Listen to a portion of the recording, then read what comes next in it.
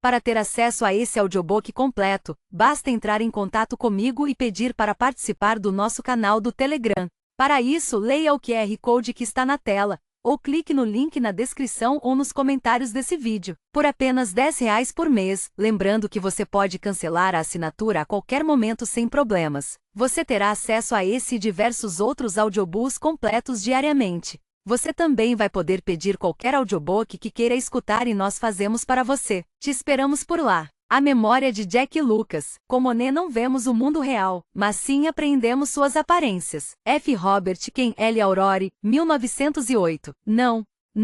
Nada de preto para Monet. Ora, preto não é cor. Georges Clemenceau, junto ao caixão de Claude Monet, Michel de Decker, Claude Monet, 2009. Nas páginas a seguir, as descrições de Giverny tentam manter a maior precisão possível. Os lugares existem, quer se trate do Hotel Balde, do Córrego Ru, braço do rio EPTE, do Moinho de Chenevieres, da escola primária de Giverny, da igreja de Saint-Radegonde e seu cemitério, da Rue Claude Monet, do Chemin du Roi, da Ilha das Urtigas e, naturalmente, da Casa Rosa de Monet e seu laguinho de ninféias. O mesmo vale para lugares vizinhos como o Museu de Vernon, o Museu de Belas Artes de Rouen e o povoado de Cocherel. As informações sobre Claude Monet são autênticas, quer digam respeito à sua vida, sua obra ou seus herdeiros. O mesmo vale para as que evocam outros pintores impressionistas, em especial Theodore Robinson e Eugène Maurer. Os roubos de obras de arte mencionados são ocorrências reais, todo o restante eu inventei. Num vilarejo, viviam 3 mulheres. A primeira era má, a segunda, mentirosa, a terceira, egoísta. O vilarejo tinha um belo nome de jardim. Giverny. A primeira morava num grande moinho à beira de um regato, na estrada chamada Chemin du Roi, o caminho do rei. A segunda ocupava um apartamento sobre a escola primária, na Rue Blanche de Monet. A terceira vivia com a mãe numa casinha de paredes descascadas, na Rue du Chantal-d'Au. As 3 tampouco tinham a mesma idade. De modo algum. A primeira tinha mais de 80 anos e era viúva. Ou quase. A segunda tinha 36 e nunca havia traído o marido. Ainda. A terceira estava prestes a completar 11 anos e todos os meninos de sua escola queriam ser seu namorado. A primeira só usava preto, a segunda se maquiava para o amante, a terceira enfeitava os cabelos para que voassem ao vento. Vocês já entenderam. As 3 eram bem diferentes. Tinham, porém, um ponto em comum, um segredo, de certa forma. Todas elas sonhavam em ir embora. Sim, ir embora de Giverny, esse vilarejo tão famoso que provoca em tantas pessoas a vontade de atravessar o mundo inteiro só para ali passear por algumas horas. Vocês bem sabem por quê. Por causa dos pintores impressionistas. A primeira, a mais velha, era dona de um belo quadro, a segunda se interessava muito por artistas, e a terceira, a mais jovenzinha, pintava bem. Muito bem, aliás. Estranho querer ir embora de Giverny, vocês não acham? Todas as 3 consideravam o vilarejo uma prisão, um grande e belo jardim, mas cercado por grades, como a área externa de um asilo, uma ilusão de ótica, um quadro no qual seria impossível ultrapassar os limites da moldura. A bem da verdade, a terceira, a mais jovem, procurava um pai. Em outro lugar, a segunda buscava o amor. A primeira, a mais velha, sabia coisas sobre as outras 2. Uma vez, no entanto, por 13 dias apenas, as grades do jardim se abriram. Muito precisamente, de 13 a 25 de maio de 2010. As grades de Giverny se abriram para elas. Para elas apenas, como acreditavam. Mas a regra era cruel. Somente uma poderia escapar. As outras 2 precisavam morrer. Era assim que tinha de ser. Esses 13 dias transcorreram em suas vidas qual um parêntese. Muito breve. E também impiedoso. Esse parêntese começou com um assassinato no primeiro dia, e terminou com outro no último. Estranhamente, os policiais só se interessaram pela segunda mulher, a mais bela. A terceira, a mais inocente, teve de investigar sozinha. A primeira, a mais discreta, pôde observar todo mundo com tranquilidade. E até matar. Isso durou 13 dias. O tempo de uma fuga. 3 mulheres vivendo num vilarejo. A terceira era a mais talentosa, a segunda, a mais esperta, a primeira, a mais determinada. Na sua opinião, qual delas conseguiu escapar? A terceira, a mais novinha, chamava-se Fanette Morelli. A segunda era Stephanie Dupin. A primeira, a mais velha, era eu. Quadro 1. Impressões. Primeiro dia, 13 de maio de 2010, Giverny. Tropel. 1. A água clara do rio se tinge de rosa em pequenos filetes, como a efêmera cor pastel de um jato d'água no qual qual se limpa um pincel. Netuno não. Ao longo da correnteza, a cor vai se diluindo, se agarrando ao verde das plantas que pendem das margens, ao ocre das raízes dos choupos, dos chorões. Um sutil degradê lavado. Gosto bastante. Só que o vermelho não provém de uma paleta que um pintor houvesse lavado no rio, mas sim do crânio esmagado de Jerome Morval. Gravemente esmagado, aliás. O sangue escorre de um talho profundo no alto da cabeça, nítido e limpo, lavado pelo ru,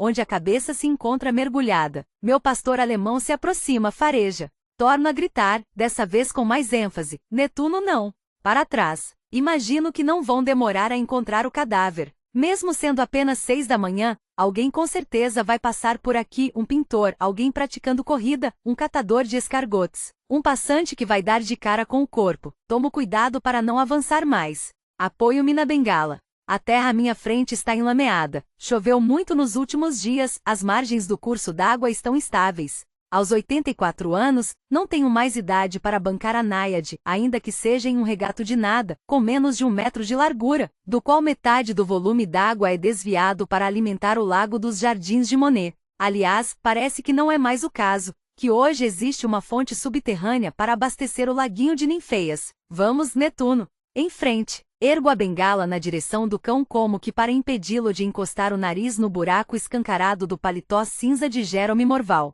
A segunda ferida. Em cheio no coração. Saia daí. Não vamos ficar aqui. Olho pela última vez o lavadouro logo em frente e continuo a seguir o caminho. Não resta dúvida de que ele está conservado com perfeição. As árvores mais invasivas foram cerradas na base. As margens estão livres de ervas. É preciso dizer que alguns milhares de turistas frequentam diariamente esse caminho. Dá para passar um carrinho de bebê, uma cadeira de rodas, uma velha de bengala. Vamos, Netuno, venha. Vira um pouco mais adiante, no ponto em que o rio se divide em 2 braços fechados por uma barragem e por uma cascata. Do outro lado é possível antever os Jardins de Monet, as Ninféias, a ponte japonesa, as estufas. Estranho. Nasci aqui em 1926, ano em que Claude Monet faleceu. Por anos depois de sua morte, quase 50, os jardins ficaram fechados, esquecidos, abandonados. Hoje a situação mudou e todo ano dezenas de milhares de japoneses, americanos, russos e australianos atravessam o planeta só para flanar por Giverny. Os Jardins de Monet viraram um templo sagrado, uma meca, uma catedral. Aliás, esses milhares de peregrinos não vão demorar a aparecer. Consulto o relógio de pulso, 6h02. Algumas horas de tranquilidade ainda. Prossigo. Entre os choupos e as petazites imensas, a estátua de Claude Monet me encara com um olhar perverso de vizinho zangado, o queixo devorado pela barba, o crânio oculto por um chapéu que lembra vagamente um chapéu de palha. O pedestal de marfim informa que o busto foi inaugurado em 2007. A placa de madeira fincada ao lado informa que o mestre está observando a pradaria. A sua pradaria. Os campos, do rio até o rio Epeté, do Epeté até o Sena, as fileiras de choupos, os aclives arborizados a ondular feito um mar manso. Os lugares mágicos que ele pintou. Invioláveis. Invernizados, expostos por toda a eternidade. É verdade, às 6 da manhã, o lugar ainda permite uma ilusão. Observo à minha frente um horizonte virgem de trigais, milharais e campos de papoulas. Mas não vou mentir para vocês. Na realidade, durante quase todo o dia, a pradaria de Monet é um estacionamento. 4 estacionamentos para ser mais exata que se espalham ao redor de uma faixa de calçamento como um nenúfar de asfalto. Na minha idade posso me permitir dizer isso. Já vi a paisagem se transformar muito, ano após ano. A zona rural de Monet é hoje um cenário de hipermercado. Netuno me segue por alguns metros, então começa a correr. Corre na minha frente, atravessa o estacionamento, faz xixi num cavalete de madeira, continua pela campina em direção à confluência do Epeté com o Sena. Esse pedaço de campina imprensado entre 2 rios e curiosamente batizado de Ilha das Urtigas. Dou um suspiro e prossigo pelo caminho. Na minha idade não vou correr atrás do cão. Observo-o afastar-se e voltar depressa, como se quisesse zombar de mim. Hesito em chamar seu nome. Está cedo. Ele torna a sumir no meio do trigo. Netuno agora vive fazendo isso. Vive correndo 100 metros na minha frente. Todos os moradores de Giverny conhecem esse cachorro, mas poucos, acredito eu, sabem que ele é meu. Margeio o estacionamento e sigo na direção do moinho de Chenevieres. É lá que eu moro. Prefiro entrar antes da multidão. O moinho de Chenevieres é de longe a mais bela construção próxima aos Jardins de Monet. a única erguida às margens do Rio, mas, desde que a pradaria foi transformada em campo de chapas metálicas e pneus, lá me sinto como uma espécie enjaulada e em vias de extinção que os curiosos vêm observar, espionar, fotografar. Só existem 4 pontes sobre o Rio ligando o estacionamento ao vilarejo. Uma delas atravessa o regato bem em frente à minha casa. Fico praticamente sitiada até às 6 da tarde. Depois disso, o vilarejo torna-se a apagar. A pradaria é devolvida aos choupos e Claude Monet pode reabrir os olhos de bronze sem ficar tossindo por causa do cheiro de gás carbônico dos escapamentos. Na minha frente, o vento agita uma floresta de pendões verde-água salpicada pelo vermelho das papoulas esparsas. Se alguém contemplasse a cena do outro lado do EPTE, com certeza ela evocaria um quadro impressionista. A harmonia das cores alaranjadas sob o sol nascente com apenas um leve toque de luto ao fundo, um pontinho preto diminuto, uma velha de roupas escuras. Eu, a nota sutil de melancolia, torno a gritar, Netuno, demoro-me ali saboreando a calma efêmera, não sei quanto tempo, vários minutos no mínimo, até que chega um corredor. Ele passa por mim com o MP3 enfiado nos ouvidos. Camiseta de malha. Tênis. Surgiu na pradaria feito um anacronismo. É o primeiro do dia a estragar o quadro, os outros ainda estão por chegar. Faço-lhe um leve movimento de cabeça, ele me retribui e se afasta em meio a um chiado de cigarras eletrônicas que sai de seus fones de ouvido. Vejo-o virar na direção do busto de Monet, da pequena cascata da barreira. Imagino-o a voltar margeando o regato, tomando cuidado ele também para evitar a lama à beira do caminho. Sento-me em um banco. Aguardo a continuação. Inelutável. Ainda não há nenhum ônibus no estacionamento da pradaria quando a van da polícia para atabalhoadamente no acostamento do Chemin du Roi, entre o lavadouro e o meu moinho. A 20 passos do corpo afogado de Jérôme Morval. Levanto-me, hesito em chamar Netuno mais uma vez. Suspiro. Afinal de contas, ele conhece o caminho. O moinho de Chenevieres fica logo ao lado. Lanço um último olhar na direção dos policiais que descem da van e me afasto. Volto para casa. Da torre do moinho no 4º andar, por trás da janela, pode-se observar bem melhor tudo o que acontece em volta, e de maneira bem mais discreta. 2. O inspetor Laurent Serenac começou por delimitar um perímetro de alguns metros em volta do cadáver, prendendo uma larga fita de plástico cor de laranja nos galhos das árvores sobre o regato. A cena do crime permite prever uma investigação complicada. Serenac se tranquiliza, pensando que teve o reflexo certo quando o telefone da delegacia de Vernon tocou, vir acompanhado por 3 outros colegas. No presente momento, a principal missão do primeiro, o agente Lovell, é manter afastados os curiosos que começam a se aglomerar ao longo do regato. Chega a ser inacreditável. A van da polícia atravessou um vilarejo deserto e em poucos minutos, é como se todos os moradores estivessem convergindo para o local do assassinato. Pois é disso que se trata, um assassinato. Não é preciso ter feito 3 anos de academia de polícia em Toulouse para confirmar. Serenac observa outra vez a ferida aberta no coração, o alto do crânio rachado e a cabeça mergulhada na água. O agente Maury, ao que parece, o melhor especialista em criminalística da delegacia de Vernon, está ocupado identificando com cuidado os vestígios de passos na terra, bem em frente ao cadáver, e tirando o molde das impressões digitais com um gesso de secagem rápida. Foi Serenac quem lhe deu a ordem de imortalizar o solo lamacento antes mesmo de avançar para examinar o corpo. O sujeito está morto, não vai se salvar nem ressuscitar. De forma alguma se deve pisotear a cena do crime antes de ter registrado tudo em fotos e posto em sacos plásticos. O inspetor Silvio Benavide desaparece na ponte. Recupera o fôlego. Alguns moradores de Giverny se afastam para deixá-lo passar. Serenac lhe pediu para correr até o vilarejo logo ali adiante com uma foto da vítima na mão, de modo a colher as primeiras informações, quem sabe até identificar o homem assassinado.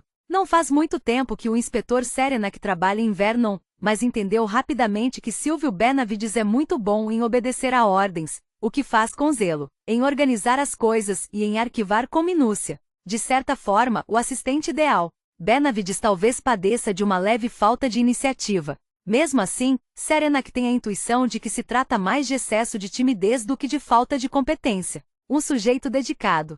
Enfim, dedicado ao seu trabalho de policial. Pois, na realidade, Benavides deve considerar seu superior hierárquico recém-saído da Academia de Polícia de Toulouse uma espécie de objeto policial não identificado. Apesar de Serenak ter sido alçado a chefe da delegacia de Vernon 4 meses antes, sem ter sequer a patente de delegado, é possível levar a sério ao norte do Sena um policial que ainda não completou 30 anos, que se dirige aos bandidos com um sotaque provençal como se fossem colegas, e que já supervisiona cenas de crime com um cinismo desiludido. Serenak acha que talvez não. As pessoas ali são tão estressadas, e não só na polícia. Por toda parte. É pior ainda ali em Vernon, aquele subúrbio parisiense distante disfarçado de Normandia. Ele conhece o mapa de sua circunscrição. A fronteira com a Île-de-France passa por Giverny, a poucas centenas de metros dali, do outro lado do curso principal do rio. Mas o povo ali é normando, não parisiense. E não abre mão disso. Uma espécie de snobismo. Um cara lhe disse seriamente que ao longo da história, a fronteira entre a França e o reino anglo-normando marcada pelo EPTE, aquele pequeno regato ridículo, já matou mais gente do que o Meuse ou o Reno. Que idiotas! Inspetor, me chame de Laurence, porra. Já falei. Silvio Benavides hesita. O inspetor Serenak disse isso na frente dos agentes Lovell e Maury, de uns 15 curiosos e do cadáver mergulhado no próprio sangue. Como se fosse hora de discutir formas de tratamento. Ah! Certo. Bom, chefe, acho que vai ser preciso muito tato. Não tive dificuldade para identificar a vítima. Pelo visto, é um cara importante. Todo mundo conhece por aqui. Jérôme Morval, um cirurgião oftalmologista famoso. Tem consultório na Avenue Proudhon, em Paris, no arrondissement 16. Mora em uma das casas mais bonitas do vilarejo, no número 71 da rua Claude Monet. Morava, corrige Serenak. Silvio não reage. Tem a cara de quem acabou de ser convocado para lutar na frente russa, de um funcionário público lotado na região mais remota do país, de um policial enviado para trabalhar na Normandia. A imagem faz Serenak sorrir. Quem deveria estar de cara feia é ele, não seu assistente. Ok, Silvio, diz ele. Bom trabalho. Por enquanto não é preciso se preocupar. Mais tarde vamos examinar os detalhes do currículo. Serenak solta a fita laranja. Ludo, as impressões estão prontas? Podemos chegar perto sem colocar os protetores de sapato? Ludovic Maury confirma. O agente se afasta levando vários moldes de gesso, enquanto o inspetor crava os pés na lama da margem do regato. Segura-se com uma das mãos no galho de freixo mais próximo e com a outra aponta para o corpo inerte. Chegue mais perto, Silvio.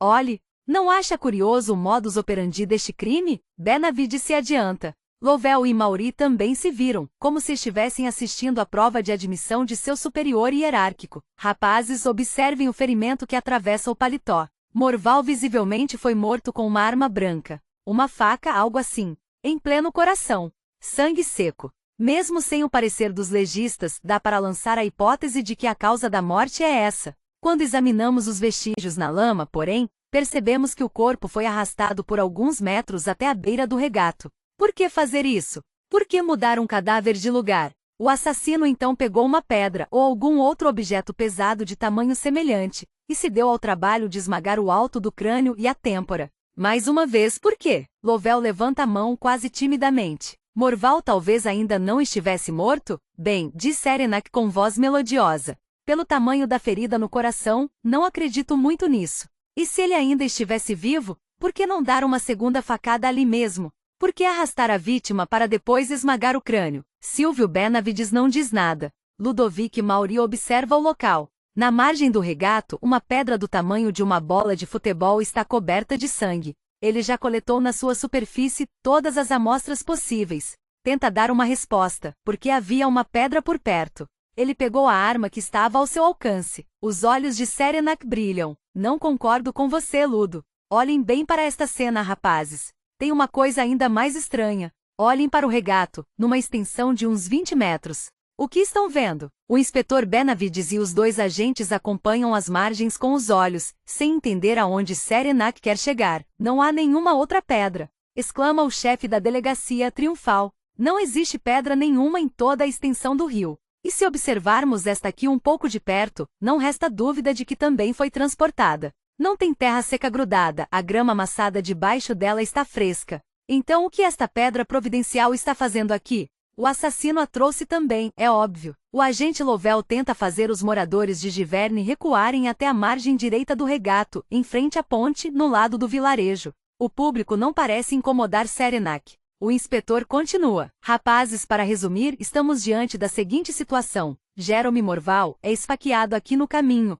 um golpe provavelmente mortal. Em seguida, o assassino o arrasta até o rio, a 6 metros de distância. Depois disso, como se trata de um perfeccionista, vai buscar uma pedra por perto, um troço que deve pesar quase 20 quilos, e volta para esmagar a cabeça de Morval. E ainda não acabou. Observem a posição do corpo no regato. A cabeça está quase totalmente submersa. Esta posição lhes parece natural? O senhor acaba de dizer, chefe, responde Mauri quase irritado. O assassino acerta Morval com a pedra na beira da água. Depois a vítima escorrega para dentro do regato. Que coincidência, ironiza o inspetor Serenak. Uma pedrada e a cabeça de Morval vai parar debaixo d'água. Não, gente, estou disposto a apostar com vocês.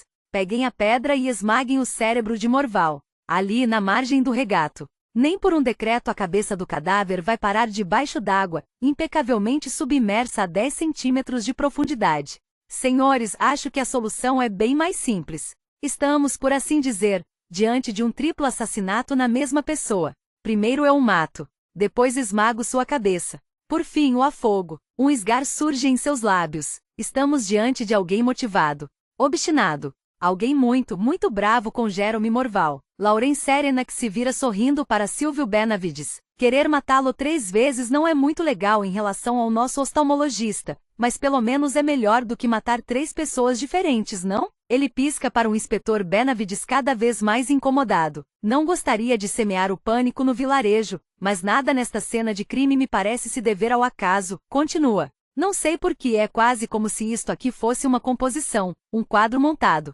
Como se cada detalhe houvesse sido planejado. Este lugar específico de Verne. A sequência dos acontecimentos. A faca à pedra, o afogamento. Uma vingança. Sugere Benavides. Uma espécie de ritual? É isso que o senhor acha? Não sei, responde Serenak. Veremos. Por enquanto não parece fazer o menor sentido, mas com certeza faz para o assassino. Lovell afasta os curiosos na ponte sem muita energia.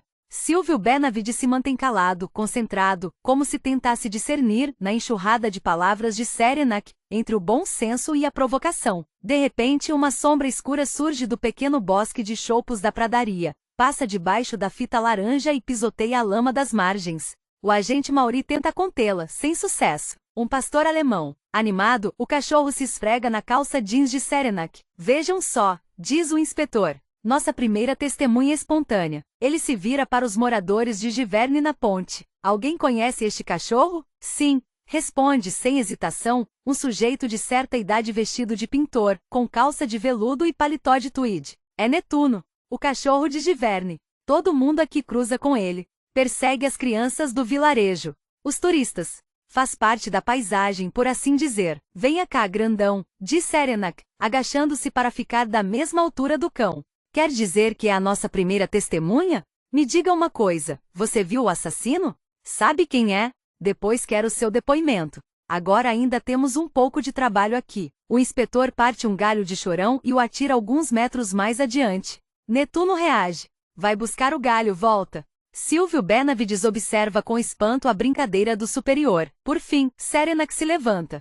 Demora-se algum tempo examinando o entorno. O lavadouro de tijolo de adobe bem em frente ao regato, a ponte e logo atrás. Aquela estranha e extravagante construção de enxaimel dominada por uma espécie de torre de 4 andares, cujo nome se pode ler gravado na parede, Moinho de Chenevieres. Não podemos ignorar nada, anota num canto da mente, precisamos falar com todas as testemunhas em potencial. Mesmo que o assassinato tenha sido cometido por volta das 6 da manhã. Michel, mande o público se afastar. Ludo, me passe as luvas. Vamos ver o que o nosso oftalmologista tem no bolso, ainda que tenhamos de molhar os pés para não mudar o corpo de lugar. Serenak tira os tênis e as meias, arregaça o jeans até o meio das canelas, calça as luvas estendidas pelo agente Mauri e entra descalço no regato. Com a mão esquerda, mantém o equilíbrio do corpo de Morval, enquanto a outra vasculha seu paletó. Pega uma carteira de couro que estende para Benavides. Seu assistente abre e confere os documentos de identidade. Não resta dúvida, é de fato Jerome Morval. A mão continua a explorar os bolsos do cadáver. Lenços de papel, chaves de carro. Tudo vai passando de mão enluvada em mão enluvada até parar dentro de sacos transparentes. Cacete! Mas que porra! Os dedos de Serenak extraem do bolso exterior do paletó do cadáver uma cartolina amassada. O inspetor baixa os olhos. Trata-se de um simples cartão postal. A imagem é um Ninféias de Monet, um estudo em azul, uma daquelas reproduções vendidas aos milhões mundo afora. Serenak vira o postal. O texto é curto, escrito em letras datilografadas. 11 anos. Feliz aniversário. Logo abaixo dessas 4 palavras, há uma fina faixa de papel que foi cortada e depois colada no postal. Dessa vez são 9 palavras. O crime de sonhar eu consinto que seja instaurado. Porra! Como 2 algemas de aço, a água do regato congela de repente os tornozelos do inspetor. Serenak grita para os curiosos parados ali em frente, aglomerados em volta do lavadouro como se esperassem um ônibus. Morval tinha filhos? Um filho de 11 anos, digamos. O pintor vestido de veludo e tweed é novamente o mais rápido na resposta. Não, senhor delegado. Com certeza não. Porra! O cartão de aniversário é transferido para as mãos do inspetor Benavides. Serenak ergue a cabeça, observa. O lavadouro. A ponte. O moinho. O vilarejo de Giverny que vai despertando. Os jardins de Monet, um pouco mais adiante. A pradaria e os choupos. As nuvens que se prendem às colinas arborizadas. Aquelas 9 palavras que se prendem ao seu pensamento. O crime de sonhar eu consinto que seja instaurado. De repente, ele tem certeza de que alguma coisa não está no devido lugar naquela paisagem de cartão postal impressionista. 3. De cima da torre do moinho de Chenevieres, observa a polícia. O de calça jeans, o chefe, ainda está dentro d'água. Os outros 3 estão na margem rodeados por aquela multidão idiota, umas 30 pessoas agora, que não perdem nada da cena como no teatro num teatro de rua. Num teatro de rio, aliás, para ser mais precisa. Sorriu para mim mesma. Que idiotice fazer jogos de palavras sem ninguém para testemunhá-los, não acham? E por acaso sou menos idiota do que aqueles curiosos pelo fato de estar na sacada? É o melhor lugar de todos, acreditem. Ver sem ser vista. Hesito. Rio também porque hesito. Um riso nervoso. O que devo fazer? Os policiais estão tirando um grande saco plástico da van branca, sem dúvida para colocar o cadáver. A pergunta continua a martelar em minha cabeça. O que devo fazer? Devo ir à polícia? Contar tudo o que sei aos policiais da delegacia de Vernon? Será que vão acreditar nos delírios de uma velha louca? A melhor solução não seria me calar e esperar? Esperar alguns dias, só alguns dias. Observar, como se fosse um ratinho, para ver como os acontecimentos evoluem. Além disso, também vou ter de falar com Patrícia, a viúva de Jerome Morval. Sim, isso devo fazer, claro, mas quanto a falar com a polícia? Lá embaixo, perto do regato, os 3 agentes se abaixaram e estão arrastando o cadáver de Jerome Morval até o saco, como se fosse um grande naco de carne descongelada do qual escorrem água e sangue. Estão penando, coitados. A impressão que tenho é de que são pescadores inexperientes que acabam de pegar um peixe grande demais. O 4º policial, ainda dentro d'água, os observa. De onde estou, é quase como se estivesse rindo. Pelo que posso ver, está no mínimo sorrindo. No fim das contas, talvez eu esteja me torturando a troco de nada. Se for falar com Patrícia Morval, todo mundo corre o risco de ficar sabendo, isso é certo. Principalmente a polícia. A viúva é uma fofoqueira. Já eu ainda não sou viúva, não de todo. Fecho os olhos, talvez por um minuto. Quase isso. Tomei minha decisão. Não vou falar com a polícia. Vou me transformar num ratinho preto, invisível. Pelo menos por uns dias. Afinal de contas, se a polícia quiser me encontrar na minha idade, isso é possível, não corro muito depressa. É só seguir Netuno. Abro os olhos e fito meu cachorro. Deitado a algumas dezenas de metros dos policiais, no meio das samambaias, ele também não perde nada da cena do crime. Sim, está decidido. Vou esperar uns dias, pelo menos o tempo de ficar viúva. É essa a regra, não? Um mínimo de decência. Depois disso, sempre vai haver tempo para improvisar, para agir no momento certo. De acordo com as circunstâncias.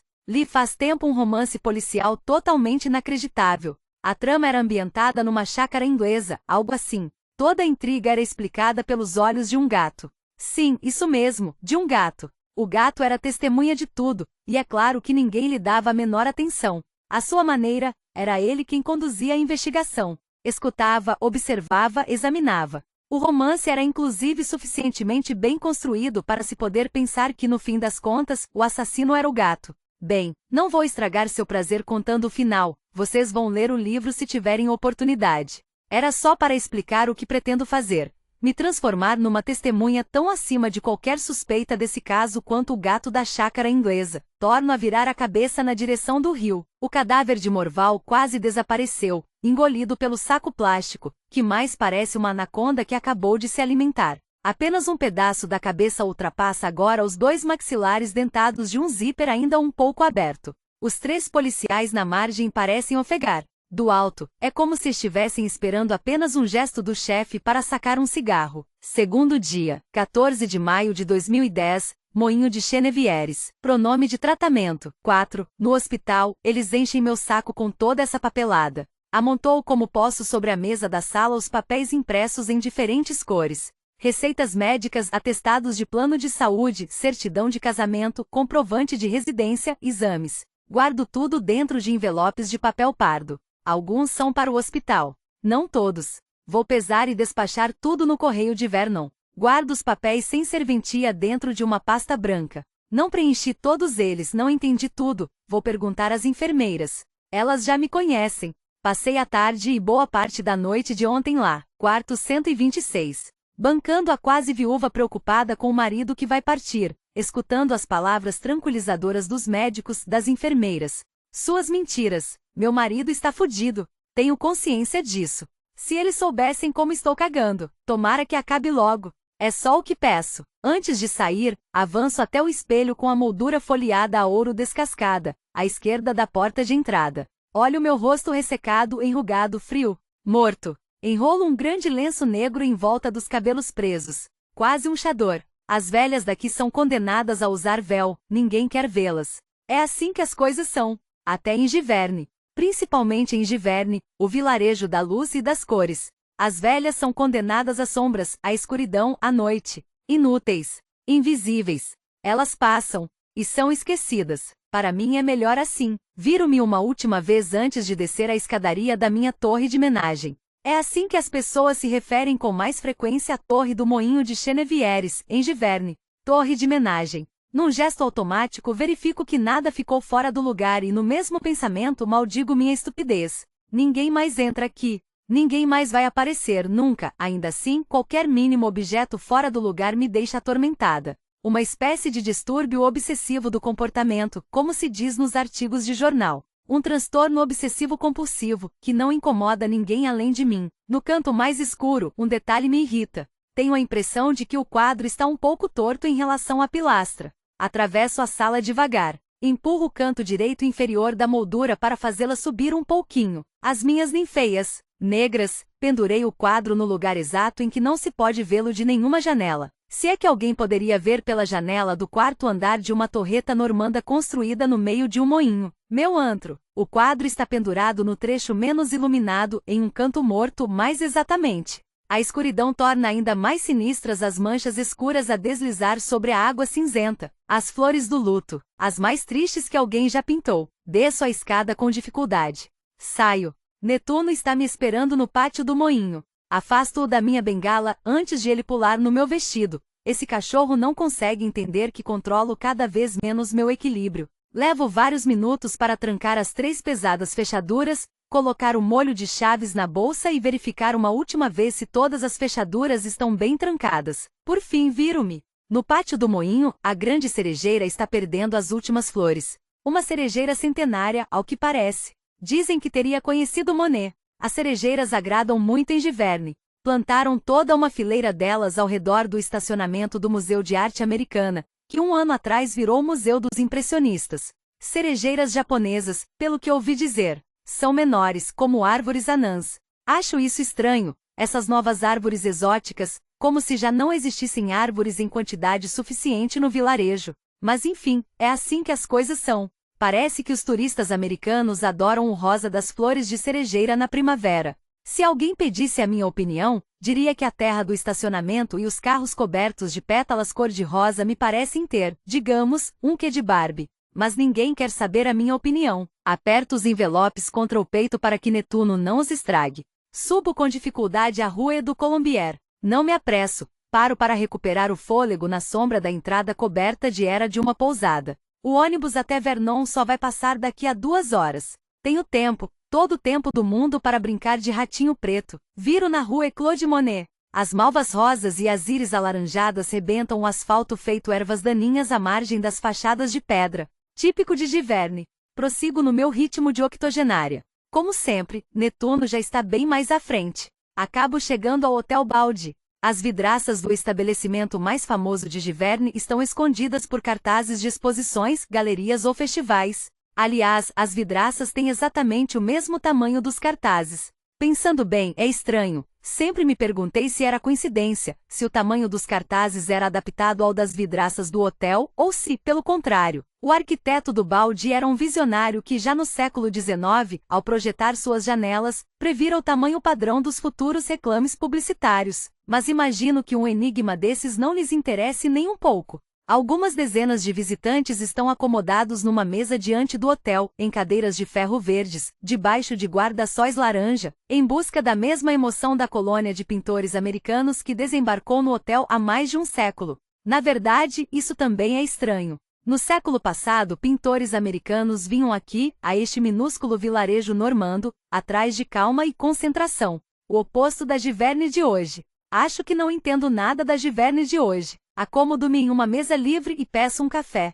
Quem me serve é uma garçonete nova, uma temporária. Está usando roupas curtas e um pequeno cardigan de estilo impressionista com ninféias lilazes nas costas. Usar ninféias lilazes nas costas também é estranho, não? Eu, que vi o vilarejo se transformar ao longo de todo esse tempo, às vezes tenho a impressão de que Giverny virou um grande parque de diversões. Ou melhor, um parque de impressões.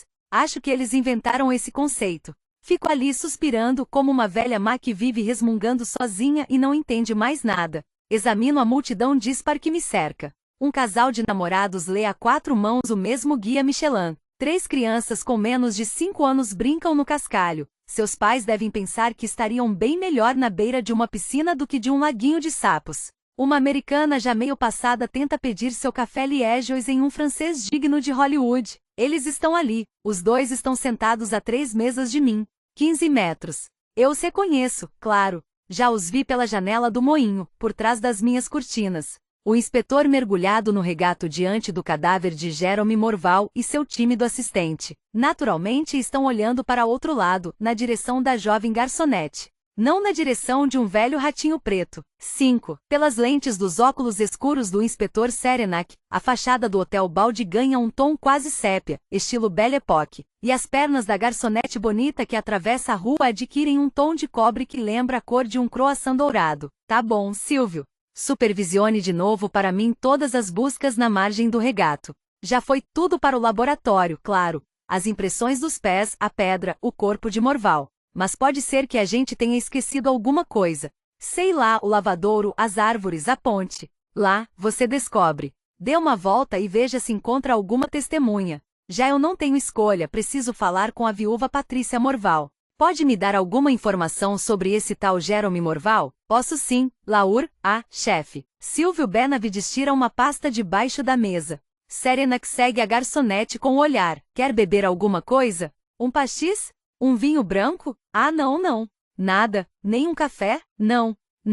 Não se preocupe. Benavides acaba cedendo. Está bem, um chá. Lauren Serenac levanta a mão com autoridade. Senhorita? Um chá e uma taça de branco. Gailac se tiver. Ele se vira para o assistente. É tão difícil assim me chamar de você? Eu tenho o que, Silvio? 7, 10 anos a mais do que você? Nossa patente é a mesma. Não é porque chefio há 4 meses a delegacia de Vernon que devo ser chamado de senhor. No sul até os novatos chamam os delegados de você. No norte, é preciso saber esperar. Essa hora vai chegar, chefe. O senhor vai ver. Você com certeza tem razão. Vamos dizer que tenho de me adaptar. Mas porra, acho muito estranho o meu assistente me chamar de chefe. Silvio torce as mãos como se hesitasse em contradizer seu superior. Se me permite, não tenho certeza de que seja uma questão de diferença entre norte e sul. Por exemplo, meu pai agora está aposentado, mas passou a vida em Portugal e na França, construindo casas para patrões mais jovens do que ele que o tratavam de você, e que ele tratava de senhor.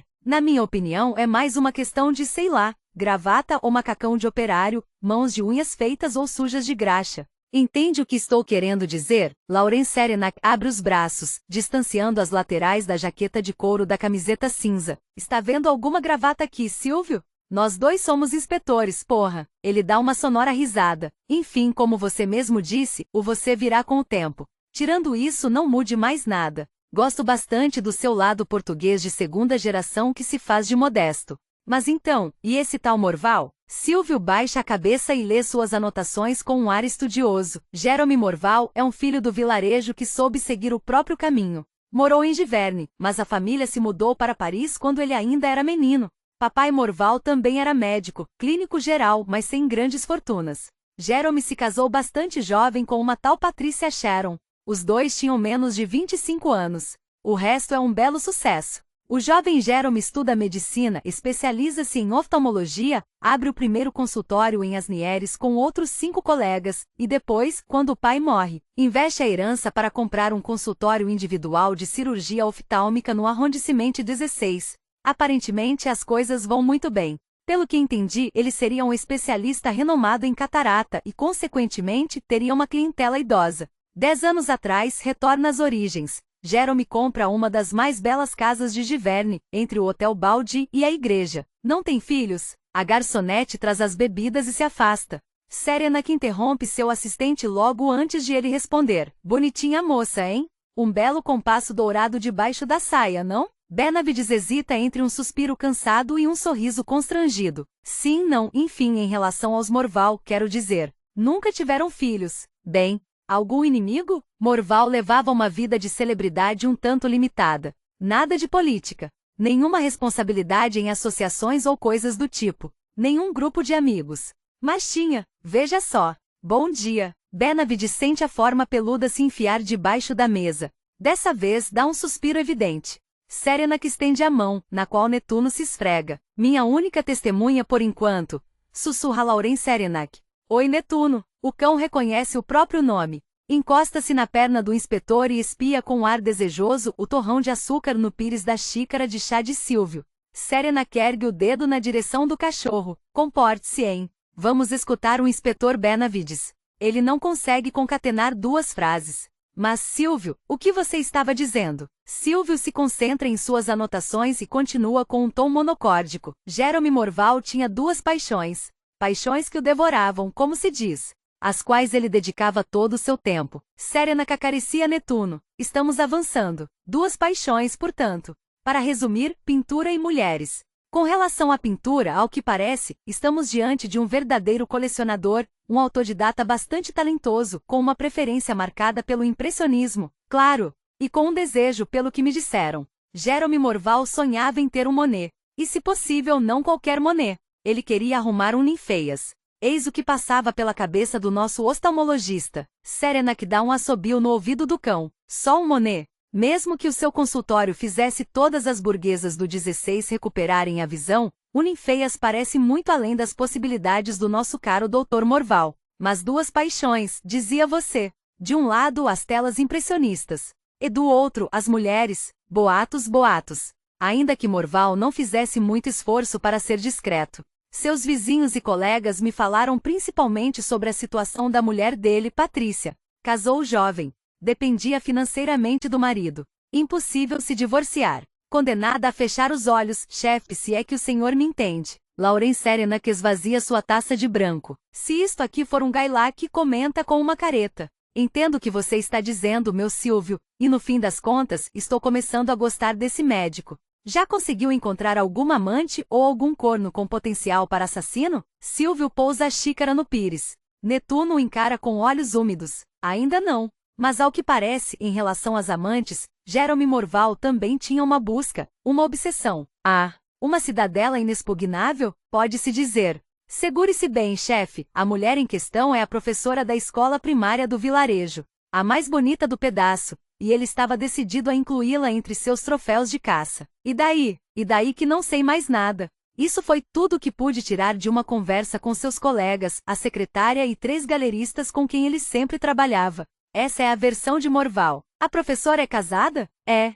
Com um marido particularmente ciumento pelo que dizem. Serena que se vira para Netuno. Estamos avançando, meu grandão. Esse Silvio é muito bom, não é? Parece um pouco travado à primeira vista, mas na verdade é um craque, tem um cérebro e tanto. Serena que se levanta. Netuno se afasta correndo pela rua. Silvio, espero que você não tenha esquecido as botas e a rede para chafurdar no Ru. Vou dar meus pêsames à viúva de Morval. Rue Claude Monet 71, é isso? É. Não tem como errar. Giverny é um vilarejo minúsculo, construído na encosta de um morro. São duas ruas paralelas compridas, a Rue Claude Monet, que atravessa o vilarejo inteiro, e o Chemin du Roi, ou seja, a estrada regional no fundo do vale que margeia o regato. Fora isso, tem só uma série de pequenas ruelas que sobem um aclive um tanto pronunciado entre as duas principais. As pernas da garçonete atravessam a Rue Claude Monet em direção ao balcão do bar. As malvas rosas lambem as paredes do hotel balde de tijolos e terracota,